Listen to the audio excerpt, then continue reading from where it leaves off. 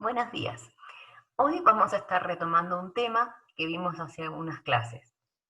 Y esto no se trata de que ustedes o nosotros seamos desmemoriados, sino que vamos a profundizar un poco más el tema, pero también nosotros nos encontramos en un momento diferente. Vimos funcionamiento intencionado cuando estábamos pensando en nuestro anteproyecto y nos ayudó a considerar algunas cuestiones preliminares, algunas cosas que teníamos que tener en cuenta para nuestro diseño. Ahora estamos en otro momento. Hemos avanzado, hemos pensado en nuestra envolvente, en nuestra materialidad, y los proyectos ya tienen una mampostería diseñada, carpinterías, techos, fundaciones, hasta terminaciones. Hemos estado pensando en detalle en nuestra materialidad. Pero ahora el desafío entonces es que podamos ver un poco más en profundidad función hidrófuga y mecánica, pero por sobre todas las cosas que podamos tener una visión crítica sobre nuestro TPU desde este punto de vista. Ver si realmente nuestro diseño da una buena respuesta a la función hidrófuga y a la mecánica. Con las otras tres vamos a ir más adelante. Por hoy nos vamos a encargar de estas dos.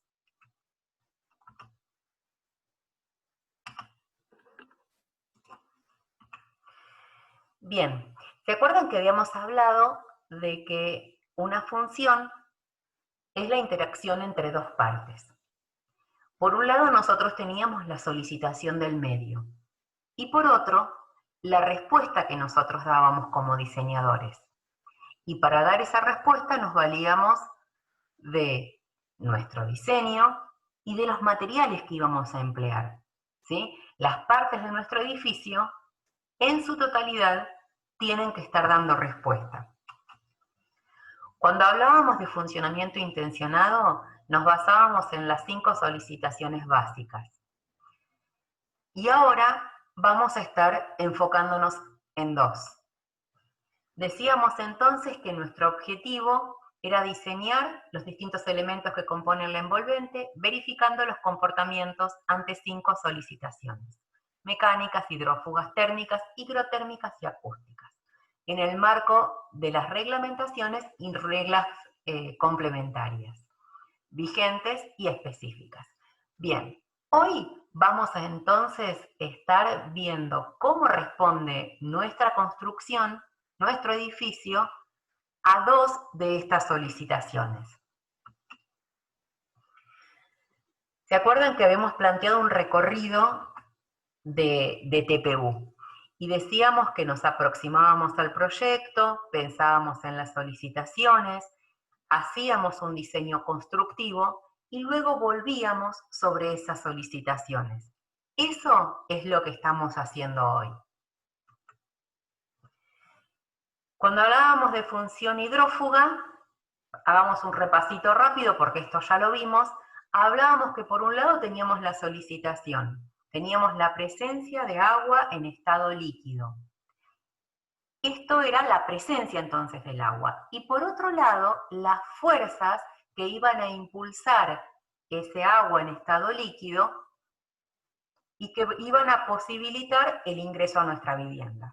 Esto era energía cinética, la que tiene que ver con el movimiento, y especialmente ahí nos importa el viento. La capilaridad, esto es cómo nuestros materiales se comportan ante la presencia de agua y cómo ese agua puede llegar a moverse por dentro de de los materiales que nosotros hayamos elegido. Y por otro lado, tenemos también la gravedad, que va a hacer que el agua tienda a bajar, ¿sí? Entonces, bueno, todas estas fuerzas son las que van a estar ayudando a que el agua vaya a donde nosotros no queremos, al interior de nuestra vivienda o a las capas constitutivas de nuestra envolvente. Bien, ¿y cuál va a ser nuestra respuesta? Nosotros vamos a impedir el ingreso del agua al interior. Si nosotros pudiéramos hacer un envolvente completamente hermética y que no permita el ingreso del agua, estaríamos salvados. Pero nuestros edificios tienen que tener un contacto y una relación con el exterior. Por lo tanto, eso no va a ser posible. Y va a haber algunos orificios que van a permitir o no que el agua ingrese. Bien, ahora, ¿qué nos pasa con el ingreso del agua? ¿Por qué es que nos molesta?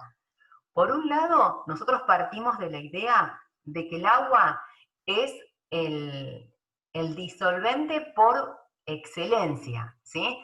Que todos los materiales en presencia del agua por mucho tiempo van a tender a disolverse. Van a ocurrir cuestiones químicas también, como es la corrosión, o en algunos materiales como la madera, la putrefacción. Por otro lado, algunos de nuestros materiales van a ser buenos aislantes térmicos, porque van a tener celdas de aire, que si se llegan a llenar de agua, el agua es muy buen conductor térmico. Por lo tanto, nuestros materiales que eran buenos para aislarnos térmicamente, una vez que se hayan empapado, ya van a perder esa capacidad de aislar térmicamente. Y por otro lado, cuando nosotros tenemos presencia de agua, es el lugar ideal para diferentes agentes biológicos. Y podemos llegar a encontrar hongos o diferentes tipos de vida que no nos interesa que esté dentro de nuestra vivienda, más que nada porque va a causar problemas con la salud de los habitantes de esa vivienda. Y habíamos hablado entonces que para lograr que el agua no ingrese a la vivienda o a las partes constitutivas de la envolvente, íbamos a tener barreras hidrófugas. Estas barreras hidrófugas iban a ser las que no iban a permitir el ingreso de agua. Estas barreras las vamos a encontrar en nuestro edificio, las vamos a colocar en nuestro edificio de manera horizontal y de manera vertical también, en los cerramientos horizontales y en los verticales. En los horizontales como los techos y en los verticales como los muros, por ejemplo. Y vamos a tener que lograr una continuidad en toda la envolvente. Esta continuidad vamos a ver que conceptualmente es muy fácil decir que tengamos una continuidad casi como algo que nos envuelva por completo y no permita el ingreso de agua por ningún lado, pero como decíamos, esa continuidad en algunos puntos vamos a tener que perderla, vamos a tener que posibilitar el intercambio. Entonces, esa continuidad en algunos puntos se va a perder. Pero donde fuera posible, nosotros vamos a tratar o vamos a diseñar nuestra construcción para que tenga continuidad hidrófuga. Por otro lado, habíamos hablado de la protección por diseño. Habíamos dicho que hay maneras de diseñar algunos elementos que van a proteger a nuestra vivienda. Era el caso de los aleros, que van a proteger a algunas carpinterías o algunas mamposterías, y los solapes también. Cuando nosotros empezamos a superponer un elemento sobre otro, va a haber uno que va a estar protegiendo al otro, y eso va a hacer que no ingrese el agua. Vamos a tener que garantizar el escurrimiento del agua. Una de las características que decíamos de solicitaciones del medio era la presencia de agua en estado líquido. Bien, esa presencia nosotros podemos hacer que sea el menor tiempo posible. Por lo tanto, vamos a tratar de escurrir siempre el agua de lluvia. Que el agua de lluvia la vamos a estar llevando a un lugar donde no nos ocasione problemas. Habíamos hablado también de las pendientes mínimas. Estas pendientes mínimas iban a tener que ver con el material de la envolvente, de esta superficie que íbamos a estar hablando. Y si cuando habíamos visto techos, ¿se acuerdan que habíamos visto algunos elementos que eran compuestos por piezas grandes? Íbamos a poder tener pendientes menores pendientes.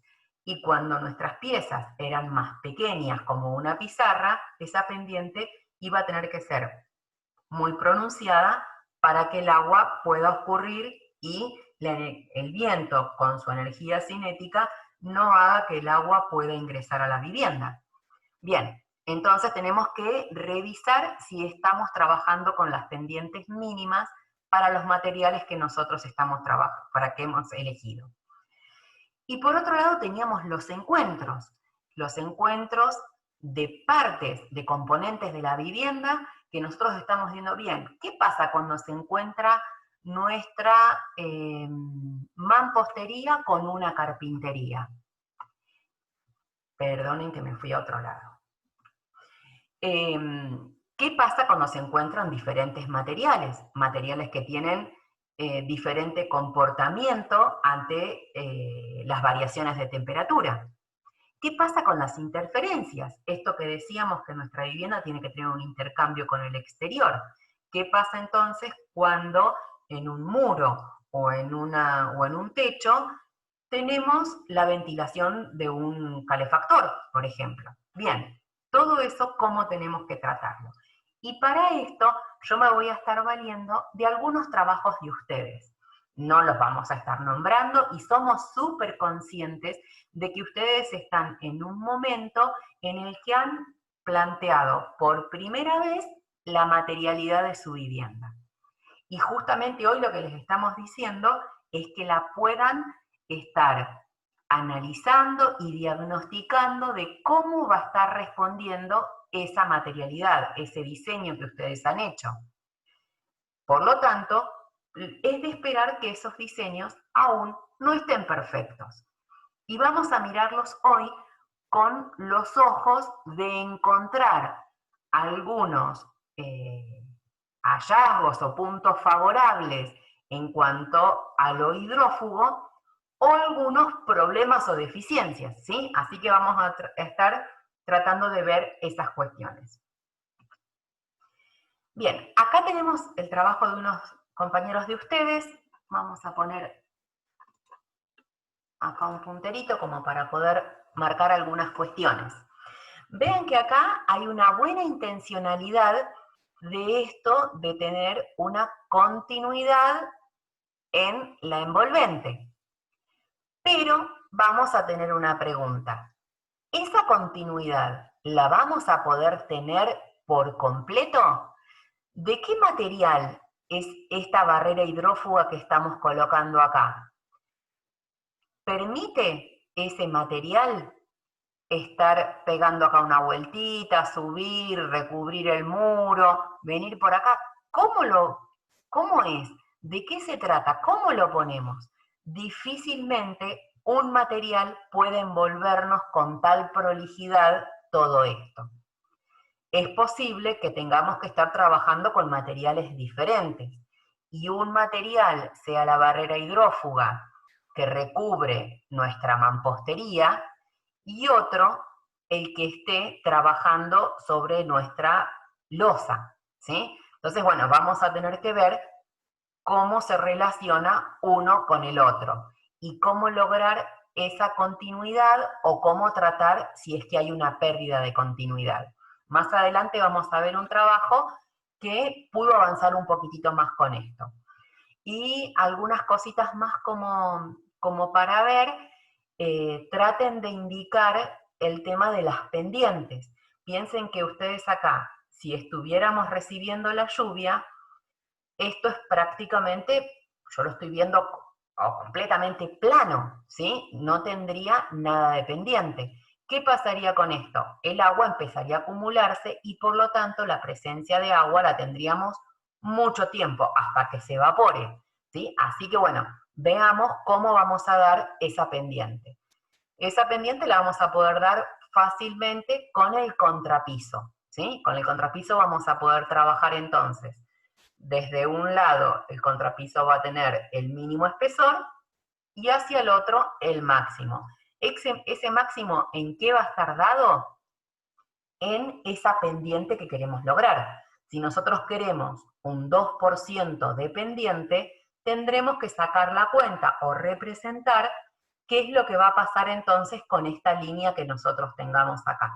Pero recuerden, si bien nosotros todavía no hemos visto instalaciones pluviales, piensen que van a tener que guiar el agua hasta cierto lugar y luego ver cómo sacan el agua de ahí. Pero en este momento sí sabemos que hay pendientes mínimas. Y las cubiertas planas tienen un mínimo de un 2%. Bien, hay algunas cuestiones también de representación, tengan cuidado y vean bien cuáles son las dimensiones de los ladrillos huecos y de los ladrillos comunes, qué es lo que pasa uno en relación con el otro en cuanto a las dimensiones. Cuiden esas cuestiones porque tienen que ver con una representación de la realidad. Recuerden que ustedes van a estar trabajando con una representación de materiales que existen en la realidad. Bien, bueno, cuestiones interesantes con otros funcionamientos de lo térmico y eso, bueno, ha estado bien trabajado, pero desde lo hidrófugo encontramos algunas cuestiones. Y pensemos también qué pasa en este punto, ¿sí? Nosotros acá vamos a tener también la lluvia, y acá también volvemos al punto de que no hay ningún tipo de pendiente, el agua va a quedar arriba del muro hasta que el muro lo absorba o hasta que se evapore. Así que bueno, veamos también de trabajar las cargas con cierta pendiente que ayude a que el agua no quede acumulada en la parte superior de la mampostería, ¿sí? Por lo general, trabajamos pendientes que van a ir hacia la cubierta que nosotros tenemos. ¿Por qué? Seguramente esto acá va a recibir polvo, se va a estar acumulando en los días que no llueva, y cuando llueva, lo más posible es que tengamos una tierrita que nos esté corriendo por este lado. Si nosotros tuviéramos la pendiente al revés, eso lo empezaríamos a tener para este lado. En este caso que tenemos un ladrillo visto, quizás no sería tanto lo que podamos percibir, pero en algunos casos que tienen revoques y quizás después una pintura blanca, hay que cuidar bastante que no se nos esté marcando la caída del agua, ¿sí? Bien, acá hay algunas cuestiones también con el dintel, pero bueno, sobre mecánicas vamos a hablar un cachitín después. Pero veamos también acá, de acuerdo a la luz que tenga esta carpintería, este vano, vamos a tener que ver si este dintel es suficiente. Pasemos una más. Acá vemos otro compañero de ustedes, que este dijo, bien, tenemos que dar pendiente. La pendiente, estamos acá en el número 17, dice capa niveladora. En realidad pensemos, la capa niveladora no puede tener, por cómo está constituida, no puede tener espesores muy importantes porque va a tender a microfisurarse y a tener problemas después de hidrófugo justamente en sí mismo, ¿sí? Las capas niveladoras justamente lo que hacen es nivelar, pero no dar nivel, sino las irregularidades que tiene el contrapiso, la capa niveladora va a estar haciendo que todo tenga una misma superficie, un mismo nivel, ¿sí? Pero si nuestro contrapiso, que es el que nos va a estar dando el desnivel, es irregular, esto lo que nos va a dar es mayor regularidad en la superficie, ¿sí?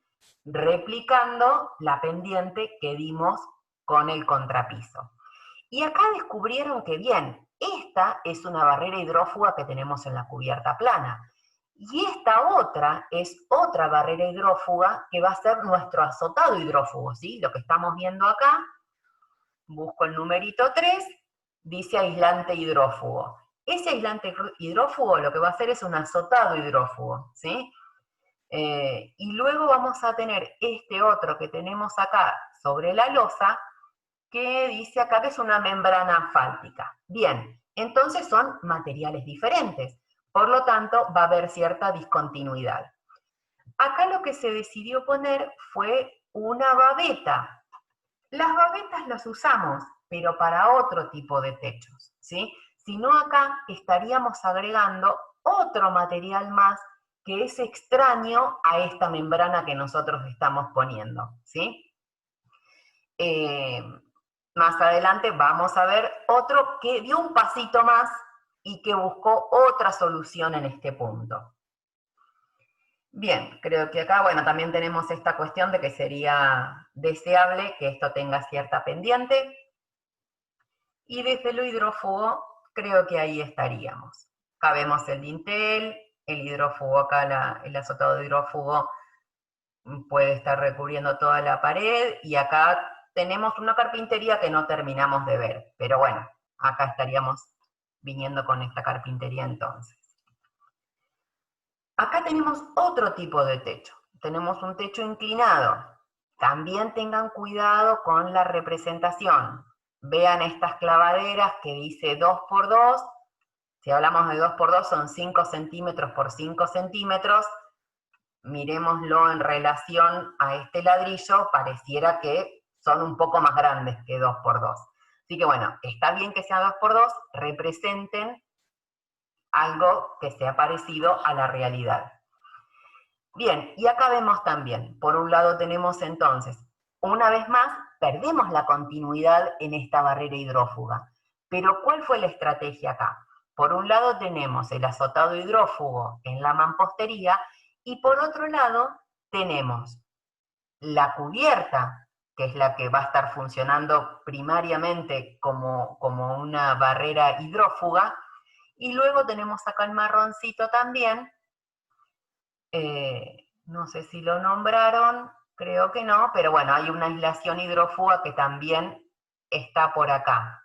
Es raro que no esté nombrada o yo no la estoy viendo, pero bueno, es posible que esto sea un fieltro asfáltico, bueno, y hay otros materiales que también nos pueden llegar a dar muy buenos resultados, como barreras hidrófugas o muchas veces son de vapor, ¿sí?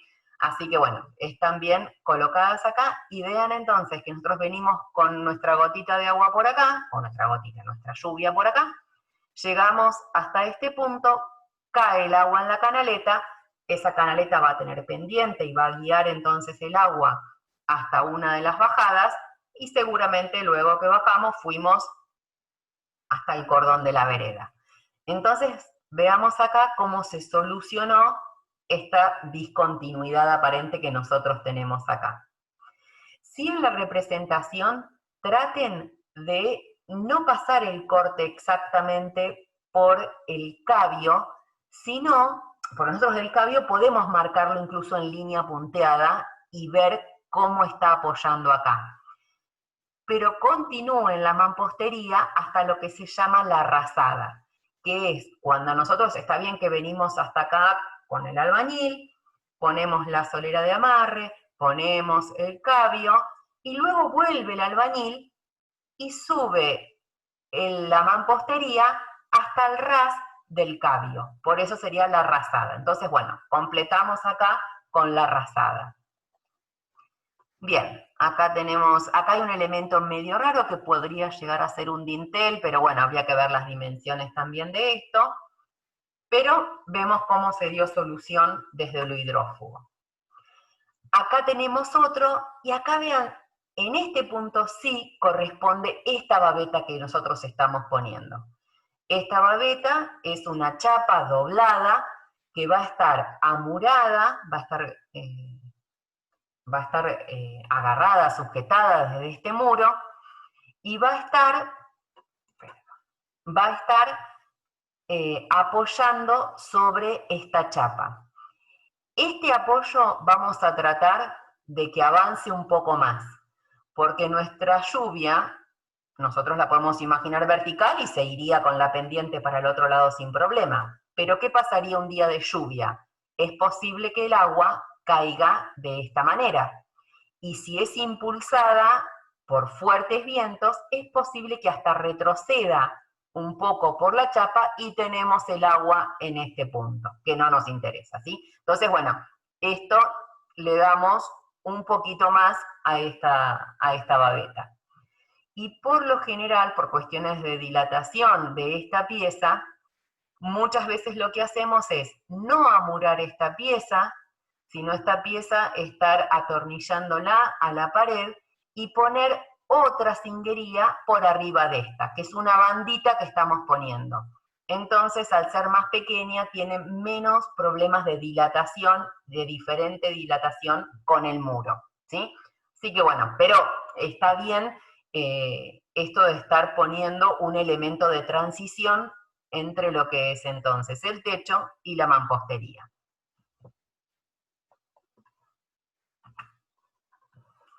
Bien, acá tenemos otro ejemplo, bastante parecido como lo resuelve en el techo, y acá me interesaba ver qué es lo que nos pasa con las carpinterías, ¿sí? Nosotros estamos teniendo, acá la aislación, el azotado de hidrófugo lo están teniendo en la cara exterior del muro.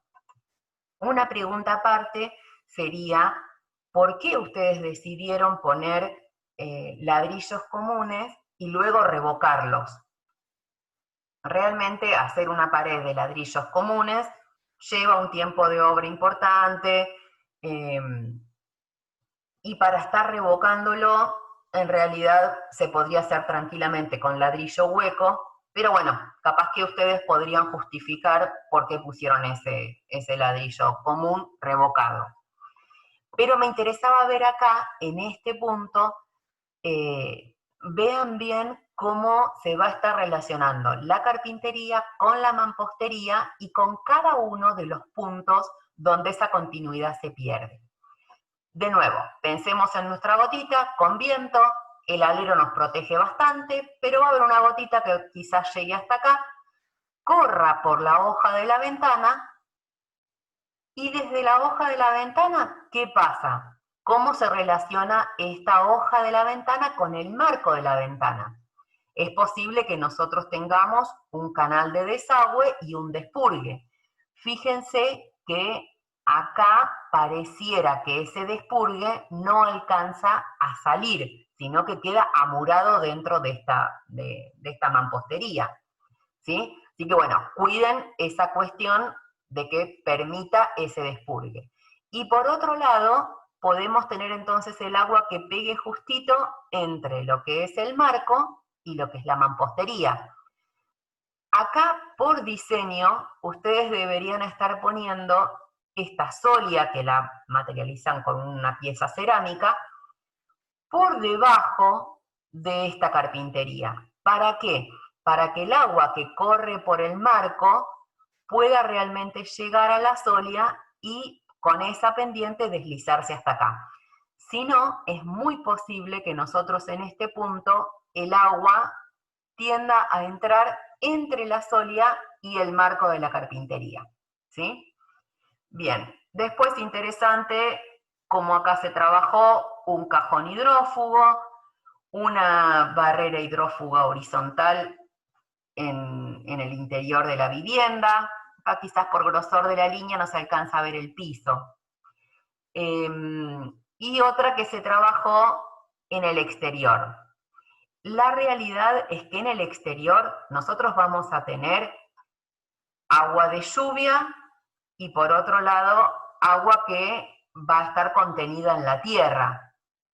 Poner una aislación hidrófuga en este punto, no, pero quizás ustedes no lo pusieron, pero bueno, sería ilógico poner acá una aislación hidrófuga, porque estamos teniendo agua en estado líquido de un lado y del otro. Sí es razonable que nosotros estemos poniendo en el interior una barrera hidrófuga.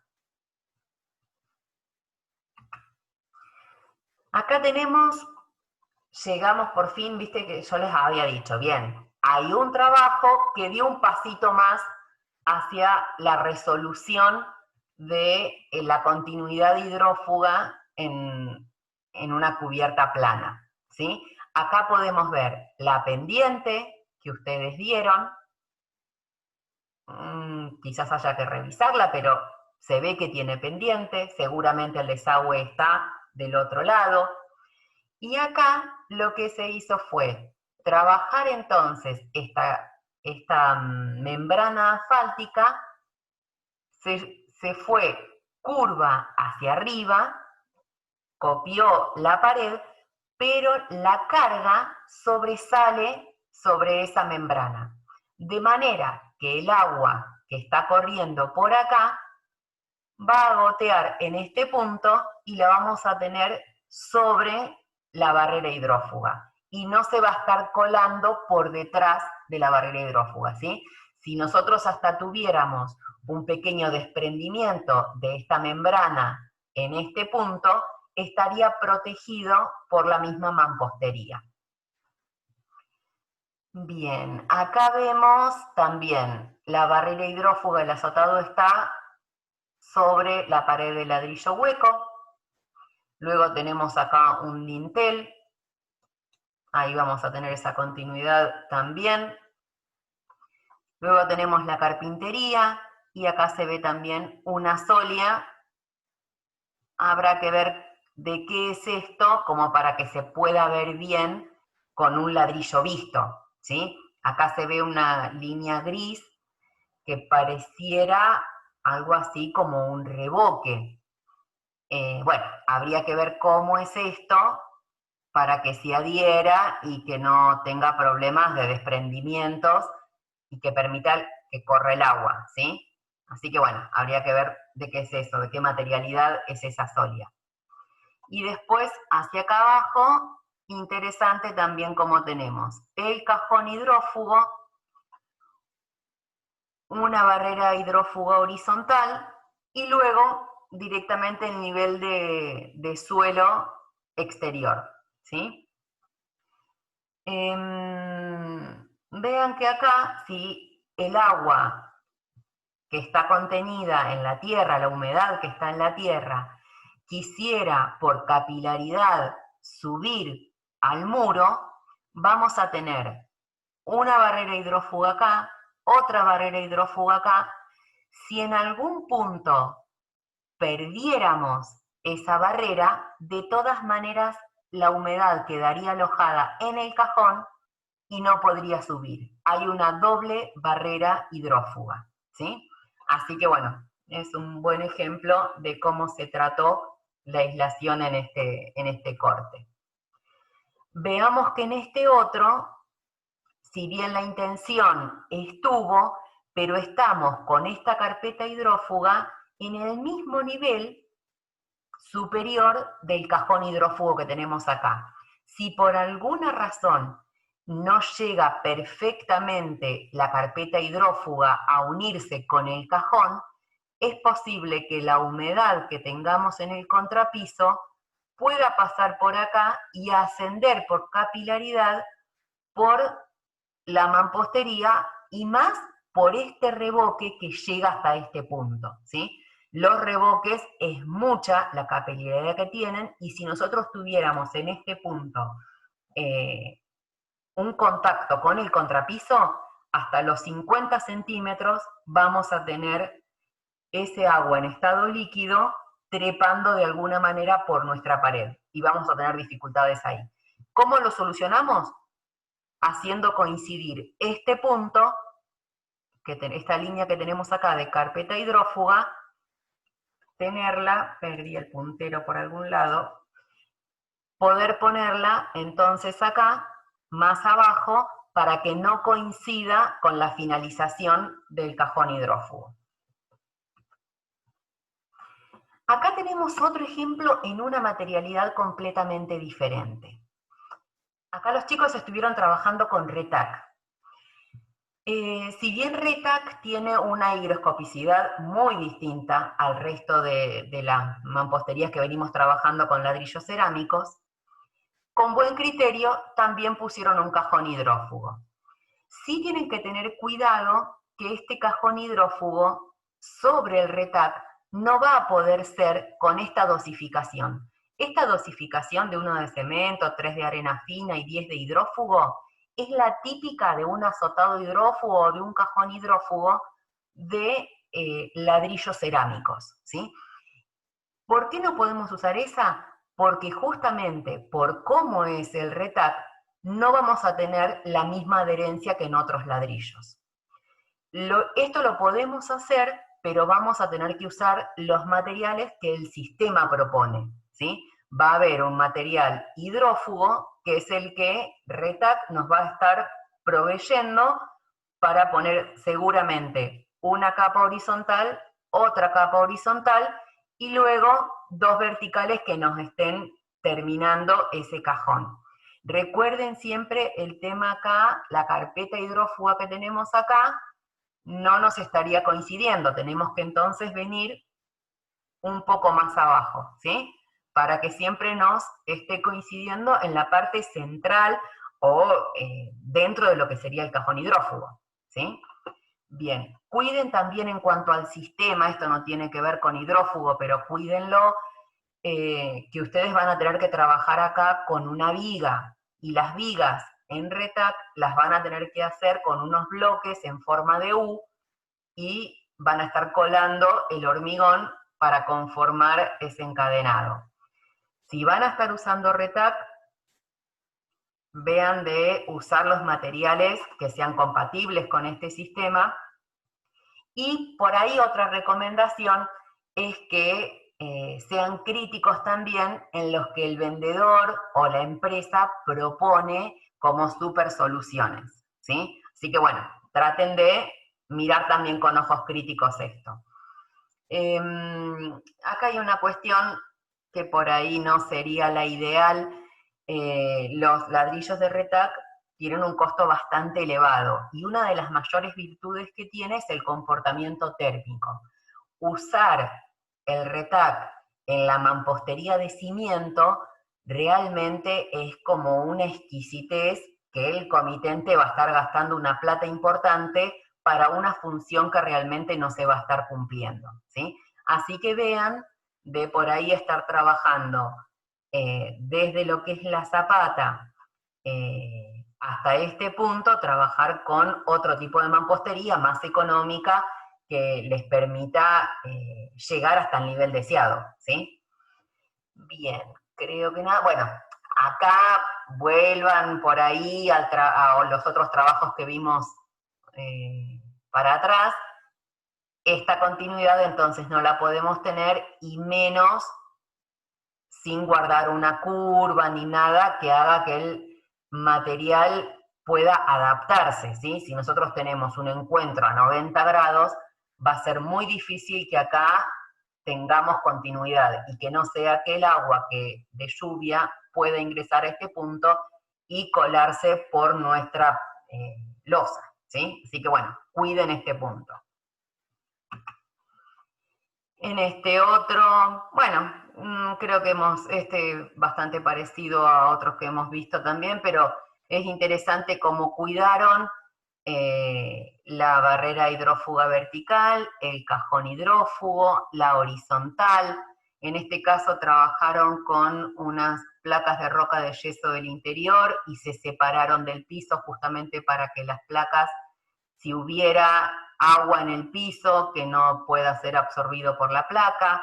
Bueno, acá hay como bastante cuidado en el funcionamiento hidrófugo de esta envolvente. Bien, pasemos ahora rapidito a lo que es la función mecánica. En la función mecánica, ¿se acuerdan que nosotros habíamos hablado que por un lado teníamos la solicitación, que eran las cargas? Estas cargas iban a ser gravitatorias, de viento, de sismo, de nieve, pero para todos los casos, nuestra respuesta tenía que ser, primeramente, que nosotros conozcamos el estado de carga, que sepamos cómo está cargada nuestra construcción y cuáles son los diagramas de deformación, todos los elementos, cómo van a deformarse, y por lo tanto predimensionar. Luego rigidizar lo que fuera necesario y la vinculación con los apoyos. Pero hoy lo que vamos a hacer es pensar en los elementos y predimensionarlos. Algunos de ustedes ya estuvieron viendo manera de predimensionar. Vamos a avanzar un poquitito más, quizás para algunos no es una novedad, pero podemos reforzarlo un poco y ver que por un lado tenemos elementos en nuestra vivienda que están trabajando a la compresión. Estos pueden ser los muros, las fundaciones. Otros que van a estar trabajando a tracción, como los encadenados o tensores. Y a la flexión lineal o superficial, ya sean las vigas o las losas. Cuando nosotros estamos pensando en función mecánica, tenemos dos grandes grupos para dimensionar. Por un lado, los que están trabajando a la flexión, y por otro, los que trabajan a la compresión. Cuando hablamos de elementos que trabajan a la flexión, vamos a estar pensando en vigas simplemente apoyadas con carga distribuida. Esto es, vamos a tener una viga que va a estar apoyada en sus dos extremos y va a tener una carga que va a ser continua, que va a ser distribuida. No vamos a considerar en este momento cargas puntuales, ¿sí? Vamos a considerar cargas distribuidas. Para esto, nosotros tenemos un cálculo de tensión y un cálculo de deformación. El de tensión lo que nos va a estar indicando es cuándo el material va a colapsar, va a resistir o no el esfuerzo al que está sometido. Y por otro lado tenemos la deformación, que es cómo va a estar deformándose esa pieza. ¿Y cuál deformación es la que nosotros admitimos? Ya sea por una cuestión de estabilidad de la pieza o estética. Quizás nosotros no queramos que esa pieza deforme de tal manera que empecemos a ver esa deformación en los elementos de nuestra cubierta, por ejemplo. Ahora bien, esto nosotros podríamos llegar a decir, la fórmula de tensión es el momento flector sobre el módulo resistente. El momento flector de lo que va a estar hablando es de la carga y de la luz entre apoyos. Tiene que ver entonces con una ecuación que considera la carga y la luz. Y el módulo resistente habla de las dimensiones de la pieza, ¿sí? Entonces, en la parte superior vamos a estar hablando de cuestiones que tienen que ver con la carga, y en la parte inferior vamos a estar hablando de las dimensiones del elemento estructural. Ahora bien, se nos llenó esto de números. Todo esto es lo que vamos a estar considerando y esta es la deformación que vamos a estar teniendo. Y las dos van a tener que verificar. Pero tengo una buena noticia para ustedes. Esto lo vamos a ver el próximo año. Y este año vamos a estar haciendo un predimensionado. No vamos a estar haciendo el cálculo de tensión y el cálculo de deformación, sino que lo que vamos a estar haciendo es un predimensionado a partir de la carga y de la luz entre los apoyos. Para esto tenemos una planilla que ustedes van a poder estar trabajando.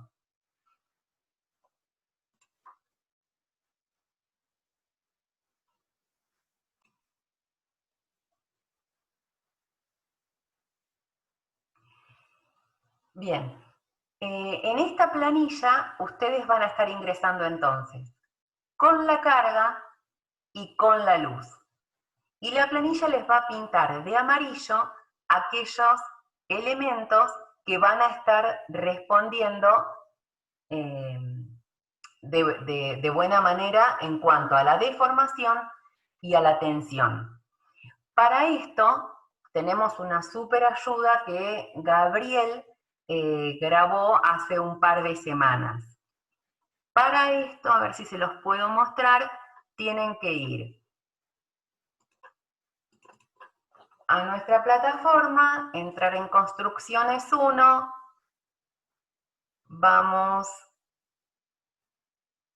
a Fichas de Cátedra, bajamos un poquitito y vamos a Dimensionado de una estructura a la flexión. Y acá tienen un videito donde Gaby muestra algunos ejemplos con dimensiones parecidas a las viviendas que ustedes vienen trabajando, calculando las cargas, las luces y por lo tanto llegando a estos resultados. Bien, así que en el transcurso de la mañana, los que no hayan visto este videito, es súper recomendable para poder calcular las vigas a flexión. Ahora volvemos a lo que estábamos viendo. Y por otro lado, tenemos los elementos que están trabajando a la compresión. Y para esto también tenemos una fórmula de tensión, que ya la hemos visto y la hemos nombrado varias veces. Esa fórmula de tensión va a decir que la tensión es igual al peso sobre el área. Esta fórmula nos va a servir para calcular la tensión en la mampostería de ladrillo y poder decir en la hilada, en la primera hilada, cuánto es la carga que estamos recibiendo y cuál es el área que está recibiendo esa carga, ¿sí? Y por otro lado, vamos a poder también aplicarlo a la zapata corrida. Prácticamente es la misma carga que vamos a estar teniendo, pero vamos a poder saber si el área que nosotros tenemos es suficiente.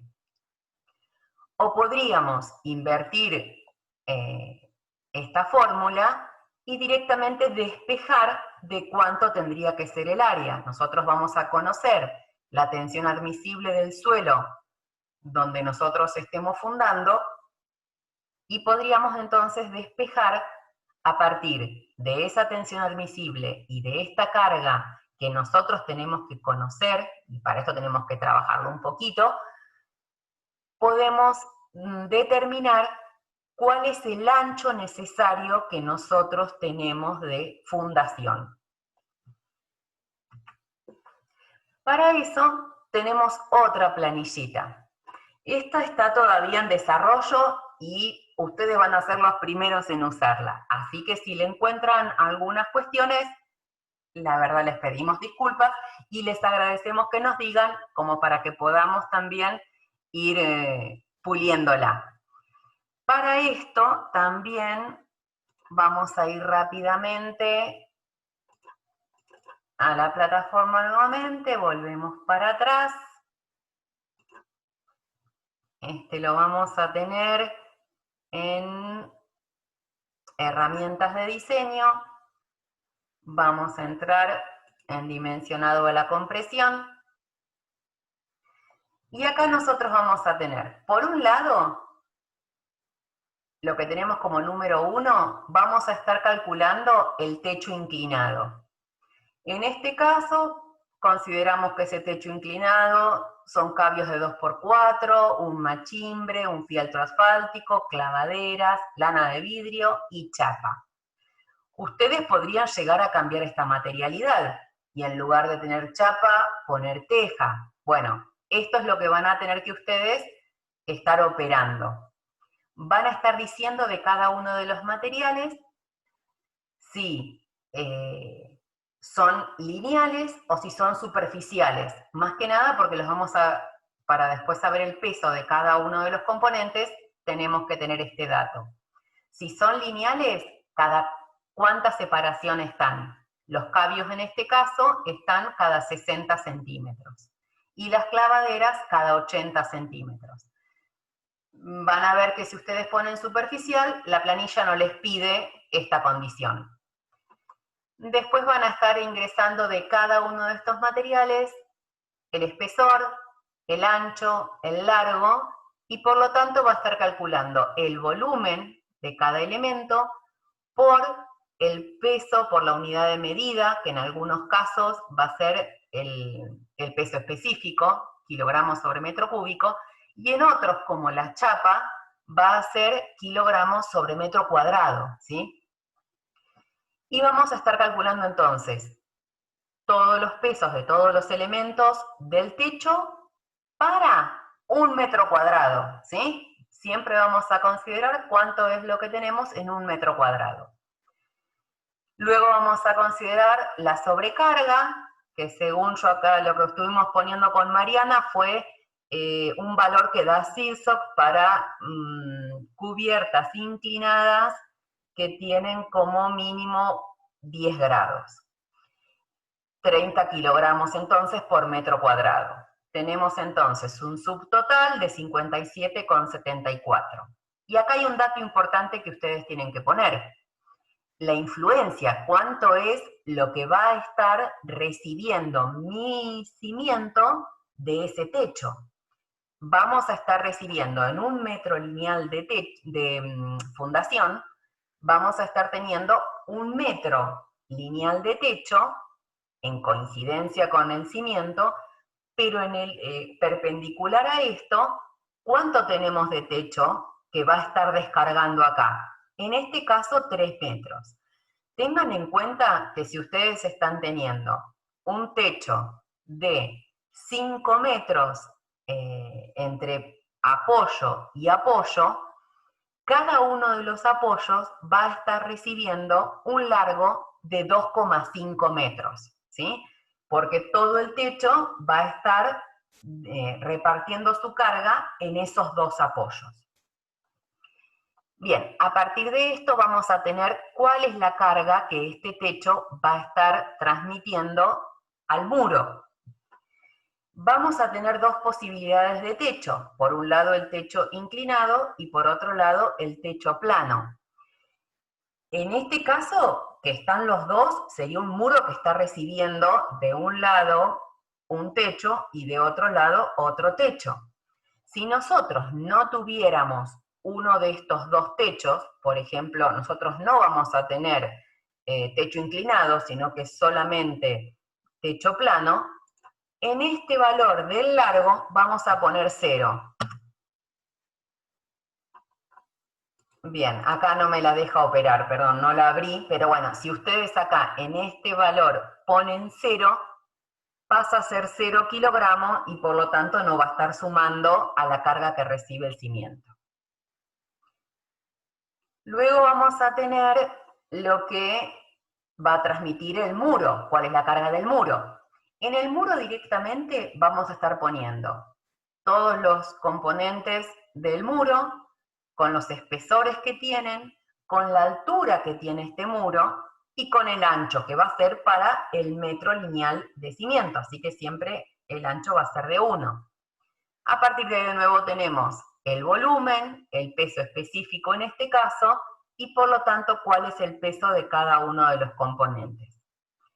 Y vamos a tener de nuevo cuál es el peso total que vamos a tener de muro. Tenemos acá el muro de elevación, luego tenemos el muro de submuración, vamos a estar sumando los dos muros, y vamos a tener acá el peso total que recibe un metro lineal de muro más cargado. Es decir, la primera hilada va a estar recibiendo esto. 3.275,39 kilos. Bien, ahora, tenemos acá que esa primera hilada, ¿cuál va a ser la superficie que va a recibir toda esa carga? Van a ser 3.200 centímetros cuadrados. ¿Qué es esto? Los 32 centímetros que tiene el muro que estuvimos diseñando acá por los 100 centímetros de largo, ¿sí? Así que acá tenemos cuál es la superficie de la primera hilada. Y luego tenemos el cálculo de tensión, es decir, que la tensión que vamos a tener en esa primera hilada va a ser de 1,02 kilos sobre centímetro cuadrado. Ahí podríamos verificar si el ladrillo tiene esa capacidad portante. Pero también podríamos decir, si el ladrillo estuviera apoyando directamente sobre suelo firme, si esto es menor que la tensión admisible. Tiene que rendir esa condición. Y acá vamos a hacer el paso inverso, lo que les decía de despejar cuál debería ser el área. Para este caso, veamos que para esa carga, para esta cantidad de peso y de la tensión admisible del terreno, necesitamos un área de 1.310 centímetros cuadrados. Si tenemos 100 centímetros de largo, vamos a requerir que el ancho sea de 13,10 centímetros. Nos da un ancho de fundación que es menor que el ancho de la mampostería. Ahora bien, a partir de esto, nosotros podríamos decir, bueno, yo voy a tener los 13,10. O puedo decir, por una cuestión de cómo considero el proceso constructivo, decido que vaya a ser el ancho de la mampostería. O puedo llegar a decidir incluso que sea un poquito más para que permita que el operario pueda trabajar con comodidad. Recuerden que nosotros estamos llevando entonces nuestra zanja hasta suelo firme. Así que bueno, esto jueguen tranquilos, avísennos si algo no funciona y lo iremos mejorando. Pero la idea es poder dar una mano para que puedan estar considerando todo lo que va a estar cargando la fundación. Vamos de nuevo a la presentación. Hemos llegado ya entonces hasta este punto. Y ahora solo nos queda trabajar y seguir trabajando. Así que manos a la obra, tomamos el esquicio, vemos cuáles son los puntos que nos van a tocar, démonos fuerza, démonos ánimo y vamos a poder avanzar seguramente muchísimo en revisar nuestro TPU. Inicialmente ustedes van a ver que de acuerdo al número de equipo, van a tener que hacer un ejercicio de encuentro de funcionamiento hidrófugo y 3 de cálculo. Pero es importante que estemos todos presentes en la puesta en común porque seguramente los otros equipos van a estar ya sea dimensionando o revisando el funcionamiento hidrófugo en otros encuentros que a nosotros no nos tocaron, pero que es muy bueno que podamos reflexionar sobre nuestro propio TPU. De alguna manera que estemos capacitados para ser entonces, primeramente nosotros, los críticos sobre nuestro diseño y poder luego modificarlo de acuerdo a que podamos dar respuesta en lo hidrófugo y en lo mecánico en cada una de las partes de nuestro diseño. Así que bueno, ahora vamos a las comisiones y vamos a estar trabajando sobre nuestro TPU en función de estas dos solicitaciones, la hidrófuga y la mecánica. Muchísimas gracias y nos vemos entonces en el trabajo que hacemos en taller.